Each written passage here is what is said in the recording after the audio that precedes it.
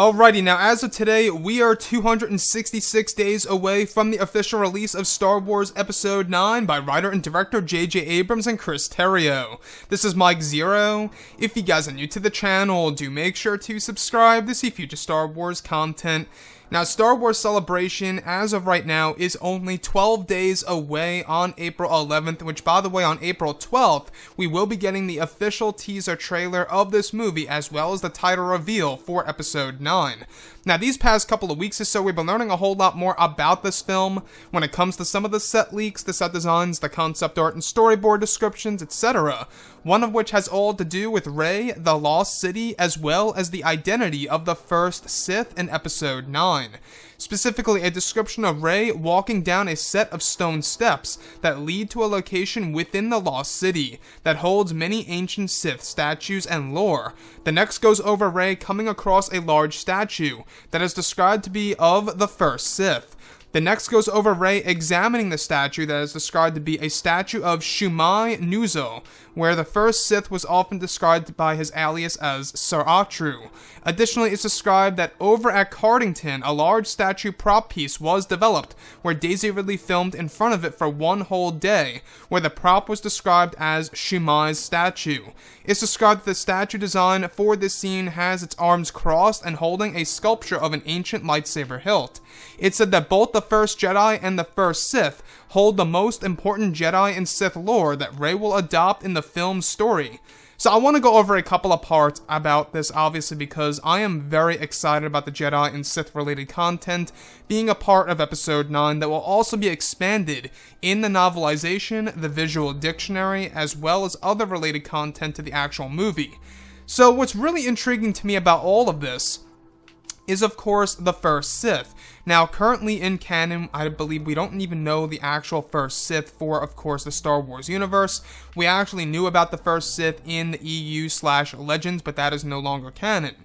So going into Disney now, it seems as though that they really want to adopt a lot of ideas from Legends and applying those ideas to, of course, Star Wars Episode 9 as a Kickstarter in a way, in order to really introduce us to a lot of these new and ancient characters as well that will be introduced in this movie. So, you guys may or may not recall a couple of months ago we went over the first Sith actually being referred to as Saatru, and that actually turns out to be an alias. The actual statue prop piece of course, the first Sith is actually described as Shumai's statue, and the full name is Shumai Nudo. Now, to me, this sounds very Japanese. I think without a doubt that this is inspired by a Japanese name. Most likely, yes. If we look at Episode, 9, we do know that there are going to be two major themes that will actually be a part of this movie. There's going to be a lot of medieval-esque themes, as well as a lot of Japanese themes, such as samurai stuff in, of course, Star Wars Episode 9 by JJ, so look forward to seeing something like that. So, the Lost City, Rey, and her adventure into this world. What's really interesting about all of this is that the first Jedi and the first Sith are described to be the statues that will hold the most important Jedi and Sith lore that Rey is going to adopt into the actual story for of course, her new Jedi Order or whatever she plans to do with that lore, in order to really keep the historical accuracy and in order to benefit herself as to becoming a Jedi Knight in the future. So what's really intriguing to me about the actual first Sith is because, well, we do know that the Beyond has something to do with the divide between both the Jedi and the Sith, as we went over a couple of weeks ago.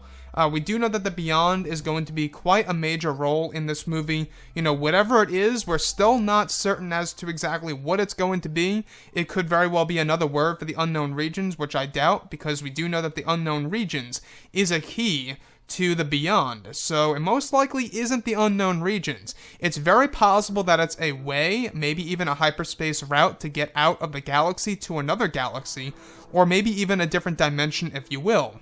But I digress. Back to the first Sith's identity, alright? It's described that the name is Shumai Nudo, alright? It's actually spelt like this, Shumainuzo. So, the other thing that I do want to go over is the statue design. It's described to be very ancient in design, where the arms are actually crossed, wielding a sculpture of an ancient lightsaber hilt. So, what I love about all of this, guys, by the way, we saw a lot of content like this in Legends, where we had one of our heroes and or villains coming across many different statues of Sith Lords or ancient Sith Lords, whatever have you, and you can already tell what Chris Terrio is doing. We do know that Terrio is very well informed about everything when it comes to Legends and, of course, the expanded universe that a lot of hardcore fans are very in tune with. And that's one thing to truly look forward to seeing in this movie, is to see exactly how different or how much it's going to differ from Legends material and how it's going to actually look like in the form of canon under Disney. Anyways, guys, drop a comment below. Let me know what you think about all of this in the comments. And if you guys did enjoy the content for today, do make sure to drop a thumbs up on this video to support the channel. I thank you all so very much for the kind support, and I'll catch you guys next time.